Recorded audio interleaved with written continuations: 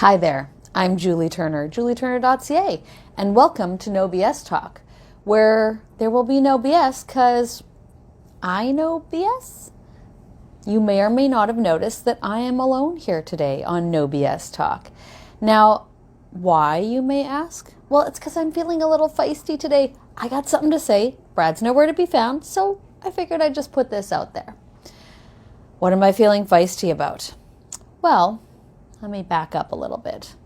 This morning when I woke up at a ridiculously early hour, like I do, I thought to myself, I wonder if my morning routine is optimal. I wonder if I'm still doing what I need to be doing or should be doing for the ideal morning routine.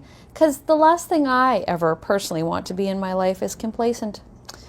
So I started Googling morning routine. And I came across this one article and it was pretty interesting and I was reading it. And some of the things in it I was like, I don't know if I buy into that. So one of the things, and this is going to be very controversial, and I'm sorry, not sorry, if this offends some of you. Like truly, sorry, not sorry. I came across the whole adding fat to your coffee in the morning thing. I'm not going to use any names. There is a specific brand that sells this theory. So what this person was saying in their article is that yes, they start their day with this coffee where they add 2 to 3 tablespoons of MTC oil and 2 to 3 tablespoons of coconut oil. And I thought to myself, okay, well, that seems a bit excessive. I understand that we need fat in our diet. There's no question. And honestly, they've realized that coffee is not the biggest evil thing. It's sometimes what you put in coffee. Caffeine in limited amounts is not bad for you. And there are antioxidants in coffee. So, okay. So far I'm buying in, but I'm thinking this is a little excessive. So they're asking for 4 to 6 tablespoons of oil in your coffee.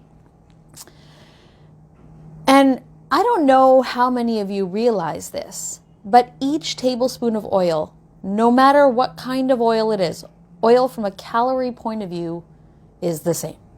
120 calories in each tablespoon of oil.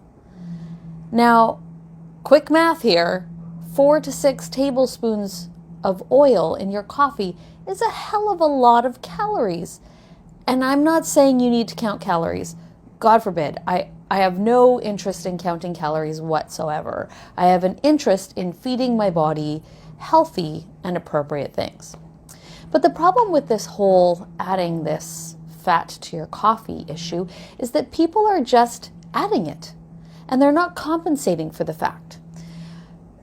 The premise of it is good because you're adding this, but then you feel satiated, so then you're eating less throughout the rest of the day.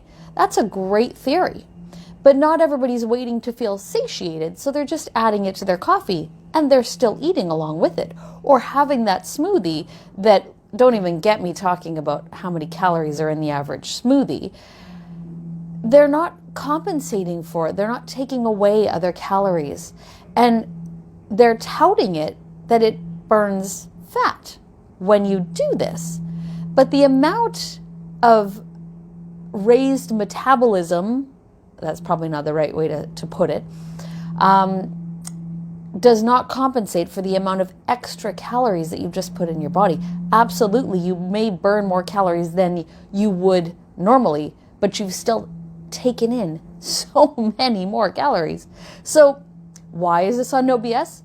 Because it's all about understanding what's BS in this world.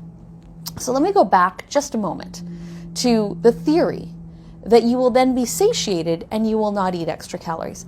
That's actually true. Still, you don't need 4 to 6 tablespoons of oil to have this happen. But assuming that you're getting the appropriate amount of all of your macronutrients, I said all of your macronutrients, you need carbohydrates, protein, and fat to run a body. There's no way to get around that. So assuming that you're getting all of those, you add this extra fat, you feel satiated, you could conceptually lose weight. Understanding. I get that. Totally no problem. But what about the emotional eaters? What about the people that are like, oh, I need to lose weight. Oh, this new latest thing, this helps.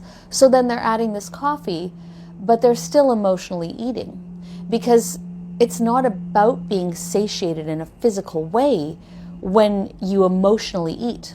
A lot of people throw that term around a lot, and I don't know how many of you actually know what that translates to. So emotionally eating is when you've connected emotions to your eating. So for example, you're feeling a little bit sad and you gravitate towards maybe having cookies or cake or whatever. Part of that is not because the cake is going to make you feel better, but it's because, imagine this, when you were a child and you felt a little bit sad, your grandma would make you cookies and she'd sit there with you and you guys would have a little talk and you'd have your cookies and you felt better. The cookies are not what made you feel better. It was the human contact with grandma. So that is very basically what emotional eating is. I, as a hypnotherapist, can help you with that, just FYI. But anyway, back to the no BS. The whole point of this, the whole point of my rant today, which I apologize because it is a little bit of a rant, is that really pay attention. Don't just buy into the latest fad. Don't just Google something and go, ooh, this is what this person says to do. You don't even know who this person is. You don't know what makes them tick. You don't know what they're doing the rest of their day. They may look phenomenal. They may be phenomenal, but that's not necessarily what's going to work for you. Use your intuition. If you need help figuring out what that is, please give me a call. Thank you so much for your time today. And don't forget, don't buy into the BS.